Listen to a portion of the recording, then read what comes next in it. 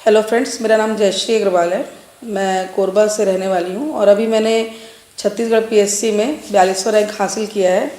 तो मैं Delhi knowledge track के माध्यम से आपको अपनी छत्तीसगढ़ पीएससी की स्ट्रेटजी शेयर करना चाहती हूँ। तो इसके लिए मैंने कोचिंग ली थी, कोरबा से ली थी और संतोष कश्यप सर से। दोनों ने मुझे प्री की कोचिंग दी थी। प्री में मुझे लगा कि मेरा पेपर अच्छा हुआ है, तो फिर मैं बिलासपुर आ गई। फिर मैंने टूटेजा में की मेंस की कोचिंग और फिर फाइनली इंटरव्यू में पहुंच के फिर मेरा ये 42वां रैंक आया है। मेन ये बात होती है कि सीजीपीएससी में आपको निरंतरता की बहुत ज़्यादा ज़रूरत होती है। मैंने अपने इसके लिए मेहनत करी और मैं एक गृहिणी थी, तो मेरे लिए टाइम निकालना ज़रा मुश्किल होता था। इसके बावजूद मेरी इच्छा थी कि मैं अपने समाज में, अपनी फैमिली में थोड़ी अच्छी सम्मानजनक स्थिति हो, मैं अपना डिसीज़न खुद ले सकूं। इसके लिए मुझे ये प्रेरणा मिलती रही। इसके लिए मेरे हस्बैंड ने, मेरे ब्रदर ने, मेरे माता पिता ने, मेरे ससुराल वाले सभी ने मुझे प्रेरित किया और बहुत प्रेरित किया कि मैं इस फील्ड में आगे बढ़ूं। तो इसके लिए मैंने सोच लिया था कि मुझे पीएससी में तो पोजीशन सिक्योर करनी है। उसके लिए मैंने स्ट्रेटजी बनाई और इसके लिए मैं एक प्रॉपर तरीके से सारे अपने बनाए कि कैसे मुझे पढ़ना है, कितनी देर मुझे पढ़ना है। तो इसके लिए मैं कंटिन्यूसली रोज़ पढ़ती थी, कम से कम 7 से 8 घंटे और पढ़ती थी। और एक चीज़ को मैं बार बार रिवाइज़ करती थी। बहुत सारी बुक्स नहीं पढ़ती थी, लेकिन एक चीज़ को कंटिन्यूसली पढ़ने से जो भी नॉलेज में पढ़ती थी परफेक्टली पढ़ती थी कि वो चीज़ मुझे याद हो, उसमें फिर कोई डाउट ना हो। क्योंकि आजकल के बच्चों के कंपैरिजन में मेरे को कंपटीशन थोड़ा ज़्यादा होता है मेरी एज के अकॉर्डिंग। तो इसलिए मैंने उसको स्ट्रेटजी बना के फिर सर लोग के अपने निर्देशन से, मार्गदर्शन से मैंने ये कोशिश करी कि मैं पहली बार में सफल हो जाऊं और भगवान ईश्वर ने साथ दिया और आज मैं 42वां रैंक हासिल कर पाई हूँ। छत्तीसगढ़ में 3 स्टेप का एग्ज़ाम होता है छत्तीसगढ़ पीएससी। पहले स्टेप में प्रीलिम्स होता है जिसमें आपको वस्तुनिष्ठ क्वेश्चन पूछे जाते हैं। सेकेंड स्टेप होता है मेंस, जिसमें सब्जेक्टिव क्वेश्चंस होते हैं और उसमें 7 पेपर्स होते हैं। फिर इंटरव्यू होता है। तो कोर्स सिलेबस में तो इसमें सभी कुछ है। आपका इतिहास है, छत्तीसगढ़ का इतिहास है, छत्तीसगढ़ का भूगोल है, संविधान है, हिंदी है, छत्तीसगढ़ी है, इंग्लिश है, मैथ्स है, विज्ञान है।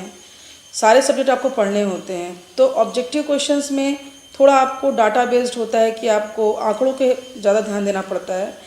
उसके बाद जब आप पीएससी प्री आपको लगता है कि आपका अच्छा गया है, कि आप उसमें सक्सेस हो जाते हैं, तो आपको प्री के लिए तैयारी तुरंत शुरू कर देना चाहिए। आपको रिज़ल्ट का वेट नहीं करना चाहिए। प्री और मेंस के बीच में करीब 4 महीने का अंतर होता है, तो उस बीच में आपको लिखने की प्रैक्टिस ज़्यादा करना चाहिए। क्योंकि मेंस पूरा सब्जेक्टिव होता है, उसमें 7 पेपर्स होते हैं।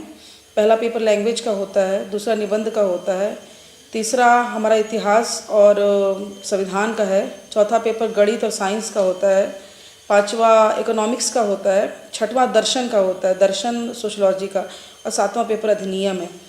तो सिलेबस अपने आप में बहुत बड़ा है और एग्ज़ाम देते हुए मैंने ये महसूस किया कि उस प्रेशर को हैंडल करना उस समय ज़्यादा ज़रूरी होता है।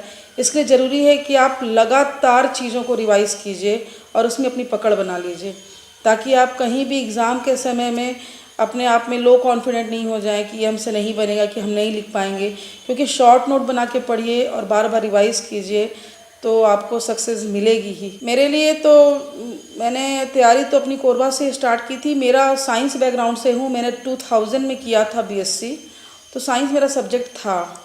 तो मुझे साइंस में इतनी दिक्कत नहीं होती थी। दिक्कत मुझे मेन संविधान और बाद में मेंस में दर्शन और सोशलॉजी को लेकर, क्योंकि ये सब्जेक्ट मेरे पढ़े हुए नहीं थे।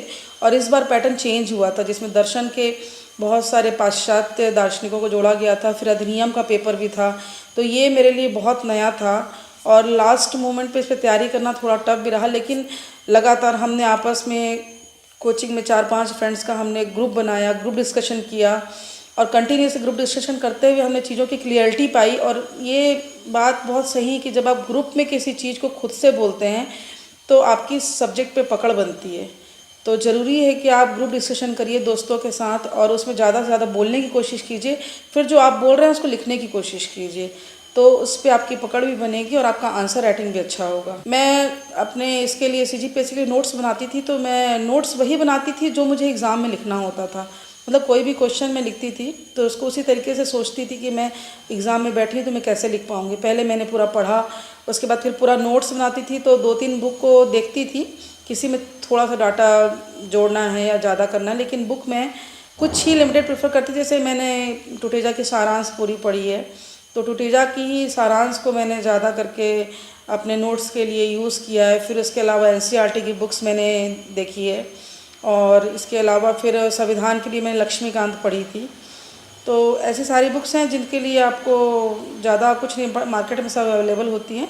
बस आप एक बुक्स जो पढ़ रहे हैं उसको लगातार पढ़ते रहिए। टेस्ट सीरीज़ भी टुटेजा की ज्वाइन की थी, जो एग्ज़ाम के पहले होती है। एक कंपटीशन कम्युनिटी का भी टेस्ट होता है, वो भी मैंने दिया था। तो टेस्ट सीरीज बेसिकली इसलिए होता है कि आप जहाँ पे गलती कर रहे हैं वो आप पकड़ सकें।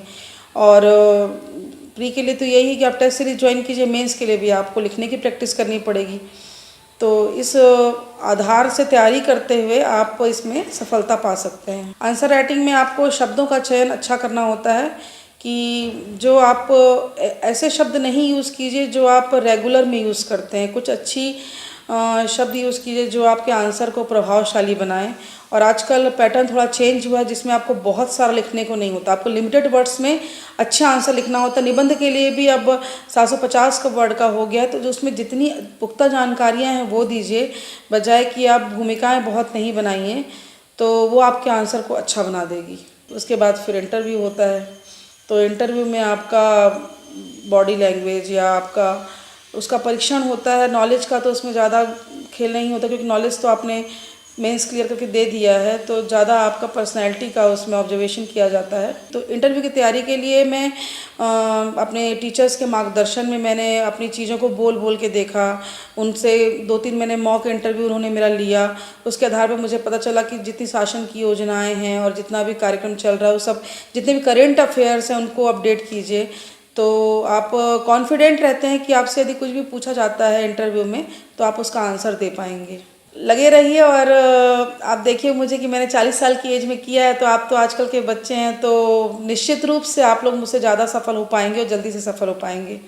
ये मेरी तरफ से आप सभी लोग को बेस्ट विशेष है आगे के एग्ज़ाम के लिए।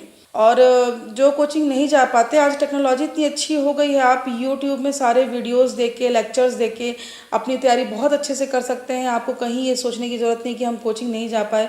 आपको परिस्थिति कभी मजबूर नहीं कर सकती। आप में ऐसा निश्चय होना चाहिए कि आप सब कुछ कर सकते हैं, तो सब कुछ आपके पास आपको हाथ में मिल जाएगा। बस आप यूज़ कीजिए आज की प्रौद्योगिकी को और अपने लिए बेनिफिशियल बनाइए उसको। बस आप सभी लोग अच्छे से पढ़िए और निकालिए एग्ज़ाम। ये अच्छा है, हमारे स्टेट के लिए भी अच्छा है कि नए युवा आएँ और अपना सहयोग दें छत्तीसगढ़ शासन के लिए, देश के लिए। ये मेरी आप लोगों को शुभकामनाएं हैं आगे के एग्ज़ाम के लिए।